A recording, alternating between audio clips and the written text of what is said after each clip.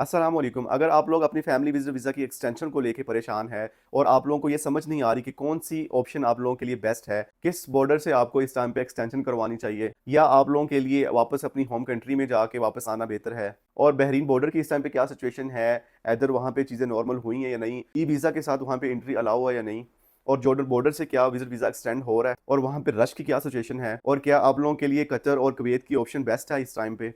तो ये सारी चीज़ें मैं इंशाल्लाह इस वीडियो में डिस्कस करूँगा और आप लोगों को सॉल्यूशन बताऊँगा, क्योंकि सोशल मीडिया पे प्रॉब्लम तो हर बंदा डिस्कस कर रहा है और डराने की कोशिश कर रहा है, लेकिन सॉल्यूशन कोई भी नहीं बता रहा।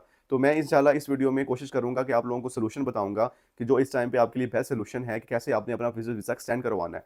और अगर आप लोगों की एक्सपायरी में कम टाइम है तो आप लोगों को क्या करना चाहिए। इसके अलावा जवाज़ात से जो पूछते हैं एक्सटेंड करवाने के बारे में या अपशर की सिचुएशन पूछते हैं, तो वो भी इंशाल्लाह इस वीडियो में मैं डिस्कस करूँगा।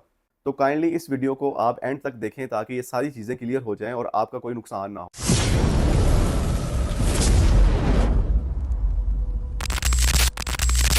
अस्सलाम वालेकुम, this is Imran and welcome back to another video. उम्मीद करता हूँ सब खैरियत से होंगे। मुझे इस चीज़ का आइडिया है कि इस टाइम पे सिचुएशन बड़ी टफ है उन लोगों के लिए जो लोग अपना फैमिली वीज़ा एक्सटेंड करवाना चाहते हैं। तो मैं इस वीडियो में ज़्यादा से ज़्यादा चीज़ें कवर करने की कोशिश करूँगा और आप लोगों को बताऊँगा कि आपको इस टाइम पे क्या करना चाहिए, जो आप लोगों के लिए बेस्ट सोल्यूशन है या बेस्ट ऑप्शन है आप लोगों के लिए इस टाइम पे। तो मैं वन बाय वन इंशाल्लाह डिस्कस करूंगा इसमें सारी चीज़ें, ठीक है। तो अगर मैं स्टार्ट करता हूं उन लोगों से जिनके पास इस टाइम पे फैमिली वीज़ा के एक्सपायरी में कम टाइम है, ठीक है, जिनके पास कम दिन है, वो उनके पास बेस्ट ऑप्शन क्या है, वो कैसे अपना फैमिली वीज़ा एक्सटेंड करवाएं, ठीक है। सबसे पहले तो आप लोगों को ये चेक करना पड़ेगा कि अगर अगर आपकी फैमिली वीज़ा की एक्सपायरी में सिर्फ 3 से 4 दिन बाकी हैं, तो बेहतर ये कि आप अपनी फैमिली को वापस भेजें, बजाय इसके कि आप अपनी फैमिली का वीज़ा एक्सपायर करवा लें, जिसमें ये कि आपकी फैमिली को भी इसमें मसला बनेगा और आपके लिए भी फ्यूचर में मसला बन सकता है, ठीक है। और इसकी जो पेनल्टी है वो अलग से आपको पे करनी पड़ेगी और बड़ी फिर टफ सिचुएशन सी एक बन जाती है। जिन लोगों ने एक्सपायर करवाए हैं इस टाइम पे वो बहुत ज़्यादा सफ़र कर रहे हैं इस चीज़ को लेके। तो अगर तो विजिट वीज़ा एक्सटेंशन में आप लोगों के पास कम टाइम है, तो बेहतर ये कि आप किसी चीज़ का वेट ना करें, अगर आप रहते हैं बहरीन वाली साइड पे, ठीक है। अगर आप लोग जॉर्डन वाली साइड पे रहते हैं, अगर आपने अपना विजिट वीज़ा एक्सटेंड करवाना है जॉर्डन से, तो वहाँ पे इस टाइम पे विजिट वीज़ा एक्सटेंड हो रहा है, ठीक है। ये आज की कंफर्म न्यूज़ है।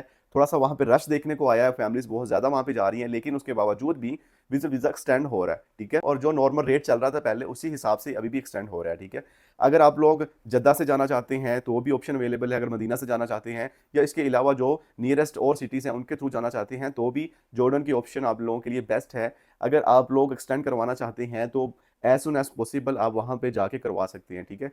जिनके पास कम टाइम है या जिनके पास अभी टाइम है और उनको लगता है कि उनका वीज़ा एक्सपायर हो जाएगा और एक्सटेंड नहीं होगा किसी और रास्ते से, तो बेहतर ये कि वो जॉर्डन जाके अभी अपना वीज़ा एक्सटेंड करवा ले, ठीक है। इसमें अभी तक कोई मसला नहीं है, उनका वीज़ा एक्सटेंड हो जाएगा, ठीक है। उनको मज़ीद 90 डेज़ मिल जाएँगे। अच्छा, अब वो हज़रात जो इस वाले एरिया में रहते हैं, आप लोगों को पता है कि बहरीन बॉर्डर वालों ने तो अभी फ़िलहाल जो अपना बॉर्डर बंद किया हुआ है, सिर्फ़ पाकिस्तानी, इंडियंस और बांग्लादेश नेशनैलिटी वालों के लिए। उसके अलावा जो फ़िलिपीन के लोग हैं या किसी और नेशनैलिटी के लोग हैं, उनको एज़ यूजुअल जो है वो जाने दे रहे हैं, उनके लिए एंट्री अलाउ है, उनका वीज़ा वहाँ से एक्सटेंड हो रहा है, ठीक है। ये सारी रिस्ट्रिक्शन सिर्फ़ हमारे जो मुल्क हैं, कुछ 3-4 उनके लिए जो है ना उन्होंने बैन किया है। तो जो बॉर्डर्स की सिचुएशन ये है, कल से जो इस टाइम पे काफ़ी रश है और वीकेंड भी था, तो इस वजह से उन्होंने अभी फ़िलहाल जो ई वीज़ा के साथ भी अलाउ नहीं किया कि अगर आपके पास ई वीज़ा हो तब भी आप नहीं जा सकते, ठीक है। उसमें भी थोड़ी-सी रिस्ट्रिक्शंस देखने को आई हैं। लेकिन इसमें घबराने की ज़रूरत नहीं है, इंशाल्लाह हो सकता है स्टार्टिंग फ्रॉम टुमारो और मे बी आफ्टर टुमारो चीज़ें नॉर्मल हो जाएँगी बॉर्डर पे।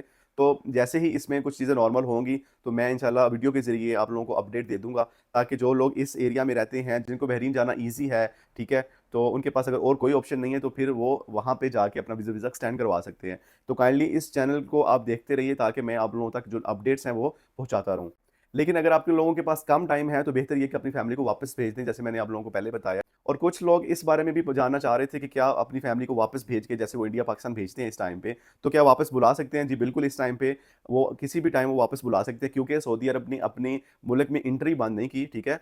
जो बहरीन बॉर्डर ने जस्ट ऑन अराइवल वीज़ा बंद किया था, या अभी फिलहाल 1-2 दिन में उन्होंने जो टोटल बैन किया हुआ है, किसी को अलाउ नहीं कर रहे वो हमारी नेशनैलिटी के लोगों को। लेकिन इसका मतलब ये नहीं है कि सऊदीया ने अपनी एंट्री बंद कर दी या आपको वापस सऊदीया में आने नहीं देंगे। अगर आपके पास मल्टीपल वीज़ा वैलिड है, तो आप किसी भी टाइम वापस आ सकते हैं। तो अगर जो लोग इस बारे में सोच रहे हैं, तो उनके लिए ये ऑप्शन भी बेस्ट है कि वो अपनी फैमिली को वापस भेज के दोबारा वो चाहे तो वो अभी वापस बुला लें, या हज के बाद वापस बुलाना चाहते हैं तो वो भी उनके लिए बेस्ट है। अच्छा, इसके अलावा ये कि हो सकता है कि बहरीन बॉर्डर या कल या परसों तक जैसे ही नॉर्मल होगा, तो आप लोगों को ई वीज़ा की ज़रूरत पड़े, ठीक है? कि आपके पास ई वीज़ा होना चाहिए, जो बहरीन का वीज़ा है ऑनलाइन वो होना चाहिए, तो आपको शायद एंट्री मिले, ठीक है? तो हो सकता है सिचुएशन इस हिसाब से हो, तो बेहतर ये है कि अगर आपके पास टाइम है तो आप अपनी प्रिपरेशन उस हिसाब से करें। अगर आपने वीज़ा खुद से अप्लाई करना है तो आप कर सकते हैं, और इसके अलावा ये कि अगर आप स्पॉन्सर वीज़ा हासिल करना चाहते हैं तो भी आप देख सकते हैं, ठीक है? अदरवाइज़ आप मुझसे कॉन्टैक्ट कर सकते हैं व्हाट्सएप के थ्रू। बहरीन और जॉर्डन के अलावा जो लोग ये कंसीडर कर रहे हैं कि वो कतर में जाके अपना वीज़ा एक्सटेंड करवा लें, या वो कुवैत के थ्रू करवा सकते हैं, तो उन लोगों के लिए ये है कि आपको उन कंट्रीज़ में जाने के लिए भी वीज़ा चाहिए, ठीक है?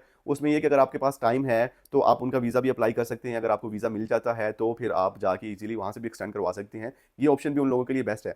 मकसद ये है कि आपका वीज़ा एक्सटेंड होना चाहिए, तो वो किसी भी बॉर्डर से हो उसका वो मैटर नहीं करता। मेन चीज़ ये है कि एक्सटेंड होना चाहिए, ठीक है? अगर आपके पास प्रॉपर उनका वीज़ा है तो आप आराम से जा सकते हैं, किसी किस्म का कोई मसला नहीं है। इसमें लोग ये भी पूछते हैं कि क्या ऑन अराइवल वीज़ा उन कंट्रीज़ के लिए अलाउ है? तो फैमिली मेंबर्स के लिए, क्योंकि फैमिली मेंबर सारे विज़िट वीज़ा पे हैं यहाँ पे, तो उनके लिए ऑन अराइवल वीज़ा नहीं अलाउ। उन सब हज़रात को पहले से विज़िट वीज़ा अप्लाई करना पड़ेगा उन कंट्रीज़ का, जैसे कि कुवैत है या फिर कतर है, तो उन कंट्रीज़ का आपको पहले वीज़ा अप्लाई करना पड़ेगा। जब आपको वीज़ा मिल जाएगा तो उसके बाद फिर आप जा सकते हैं, उसमें फिर कोई मसला नहीं है। तो उन कंट्रीज़ का वीज़ा अप्लाई करने का तरीका भी मैं इंशाल्लाह वेरी सून इस चैनल पे लगाऊँगा, ताकि आप लोगों के लिए आसानी हो उसमें।